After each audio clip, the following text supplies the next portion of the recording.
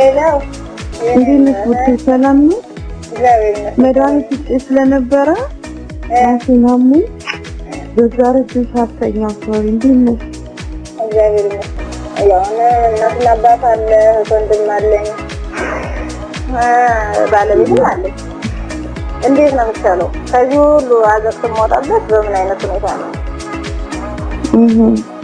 አሁን እንዴት ነው ከባለቤት ጋር እንዴት ነው ሰላም የምናገኘው? እንዴት ነው መተማመንስ የሚኖረን? በምን አይነት ሁኔታ ነው ተከባብረን እንደዚህ ድሮ ፍቅራችን የምንኖረው? ስልክሽን አጥፊ እኔ ልደብቅሽ አላልኩሽም?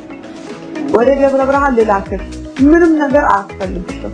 ያለሽበት ገንዘብ አላክልኝ ተልኮልሻል ገንዘብ ብዙ ብር አይደለም 5000 ብር ሰው አምጥቶ እንዲያቀብላት ከዛ በኋላ 5000 ብር ሰው መጥቶ ተቀብሏታል። ወይስ ነው አዋሳ ይኸውልሽ መጓጓዣ ነው ሌላ አይደለም እኮ አይደለም እኛ እኮ እንደተደበቅ ነው ነግሬያታለሁ። አዋሳ አያወጣሽም ወደ ደብረ ብርሃን ላስወጣሽ እዛ የሚጠብቁ ሰዎች ይኖራሉ። አርፈሽ እንድትቀመጪ ያስፈልግሻል። ህይወትሽ የሚተርፈው ከተደበቅሽ ነው ብያታለሁ።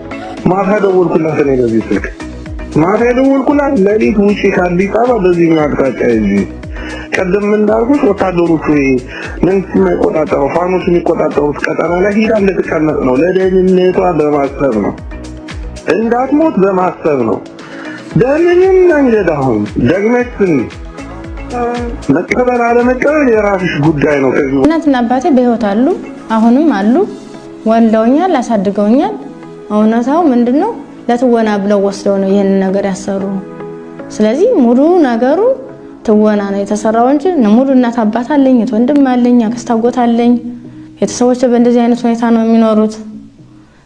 እኔ ደግሞ ባለ ትዳር ነኝ፣ የልጅ እናት ነኝ። አግብቼ ተድሬ ተኩዬ የወለድኩት ልጅ ነው እንጂ በእገታ ምክንያት የወለድኩት ልጅ አይደለም።